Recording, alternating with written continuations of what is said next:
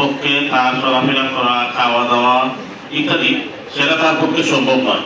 সেটাই কিন্তু করে থাকেন একজন মা এবং বাবা।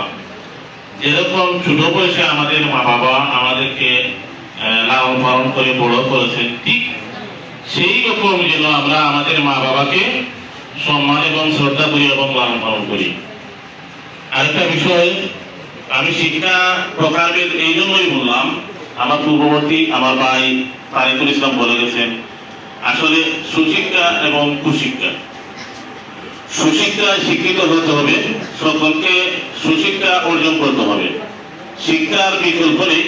আমরা জানি কোনো দেশ এবং কোনো জাতিকে যদি ধ্বংস করতে হয়, তাহলে সেই জাতি এবং দেশকে ধ্বংস করার পূর্বে সেই জাতির শিক্ষা খাতকে ধ্বংস করতে হবে। আমরা এখানে যারা উপস্থিত আছি প্রত্যেকেই এই বিষয়ে অবগত আছি।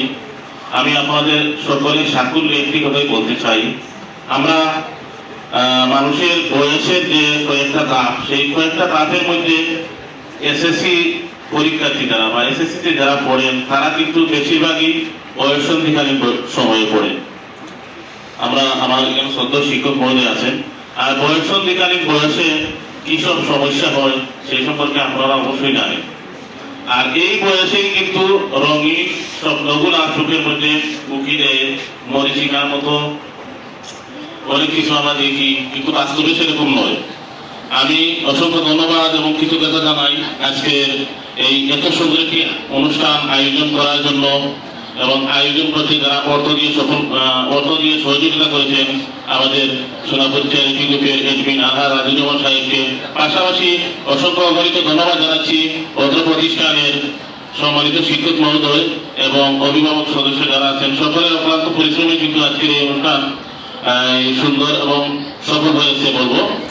আর সকলের প্রতি উদাত্ত আহ্বান জানাচ্ছি, বিশেষ করে আপনাদের মা বাবা যেরকম আপনাদেরকে ছোট থেকে বড় করেছেন, লালন পালন করে, তদ্রুপ আমাদের সকলের উচিত শিক্ষার্থী, বিশেষ করে যারা শিক্ষা দেন সেই সব উস্তাদ বা শিক্ষকদের প্রতিও আমাদের সম্মান প্রদর্শন করা উচিত। যদি আমরা সেটা না করি তাহলে আমরা অবশ্যই শয়তানের দলভুক্ত হব, কারণ এটা কোরআন শরীফে স্পষ্ট আছে। আমাদের উচিত আমাদের শিক্ষক যারা আছেন শিক্ষকের পদাঙ্ক অনুসরণ করা, অর্থাৎ শিক্ষককে অনুসরণ করা। এছাড়া যারা আছেন প্রত্যেকেই কিন্তু এই প্রতিষ্ঠানের একজন শিক্ষককে অনুসরণ করবেন। আমি বিনীতভাবে অনুরোধ করবো, আপনারা দয়া করে আপনাদের মা বাবা, ভাই বোন, বড় যারা আছে তাদেরকে শ্রদ্ধা সহিত দেখবেন, সম্মান করবেন। পাশাপাশি শিক্ষক যারা আছেন সেই শিক্ষককে আপনাদের মডেল হিসাবে মনে রাখবেন এবং আপনাদের আইকন হিসেবে মনে রাখবেন। সকলকে আবার অসংখ্য এবং অগণিত ধন্যবাদ জানিয়ে আজকের মতো বিদায় নিচ্ছি। সবাই ভালো থাকুন, সুস্থ থাকুন। আসসালামু আলাইকুম।